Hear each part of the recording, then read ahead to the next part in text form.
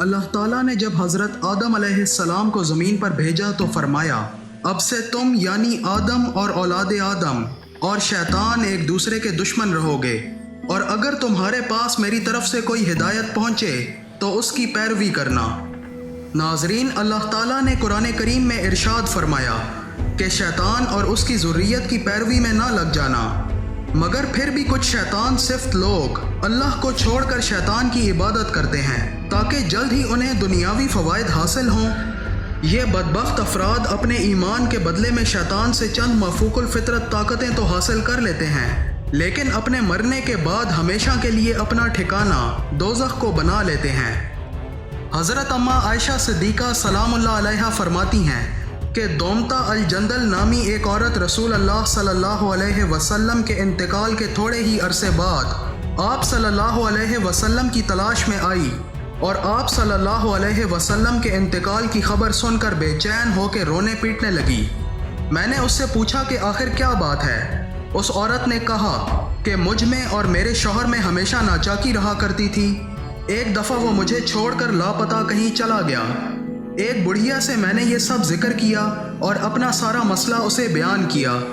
اس بڑھیا نے کہا کہ جو میں کہوں وہ کرو، تمہارا شوہر خود بخود تمہارے پاس آ جائے گا۔ میں یہ سن کر تیار ہو گئی۔ وہ بڑھیا رات کے وقت 2 کتے لے کر میرے پاس آئی۔ ایک پر وہ خود سوار ہوئی اور دوسرے کتے پر میں بیٹھ گئی۔ تھوڑی ہی دیر میں ہم دونوں بابل پہنچ گئیں۔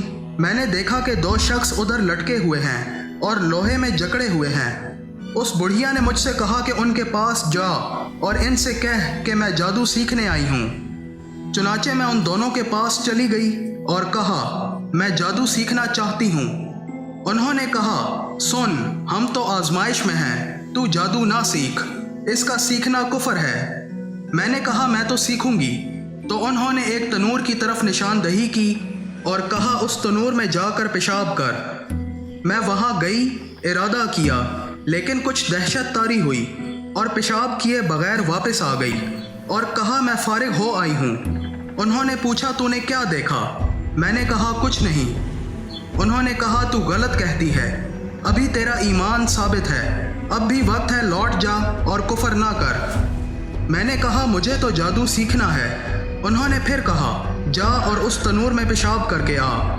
میں پھر گئی اور اس مرتبہ بھی میرا دل نہ مانا اور واپس آ کر دوبارہ کہا میں فارغ ہو آئی ہوں۔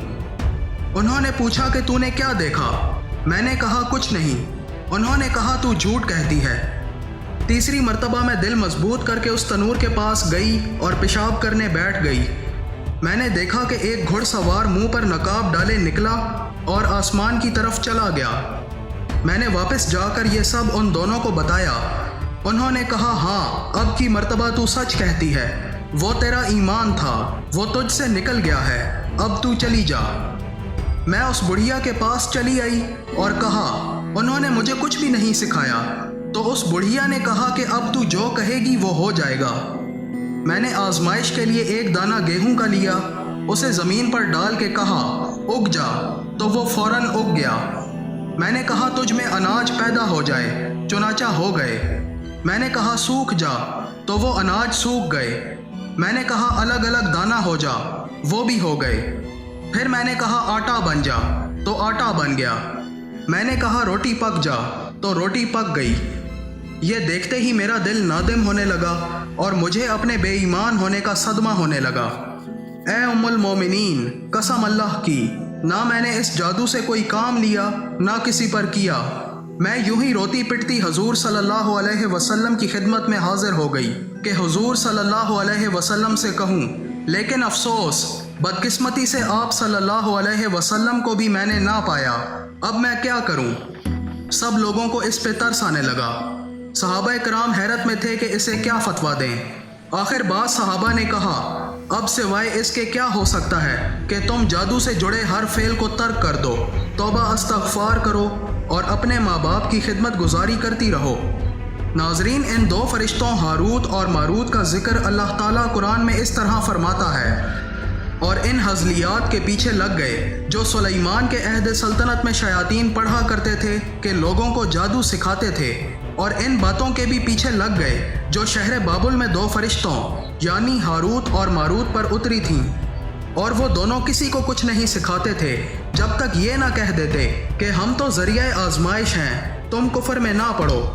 غرض لوگ ان سے ایسا جادو سیکھتے جس سے میاں بیوی میں جدائی ڈال دیں، اور خدا کے حکم کے سوا وہ اس جادو سے کسی کا کچھ نہیں بگاڑ سکتے، اور کچھ ایسے منتر سیکھتے جو ان کو نقصان ہی پہنچاتے اور فائدہ کچھ نہ دیتے۔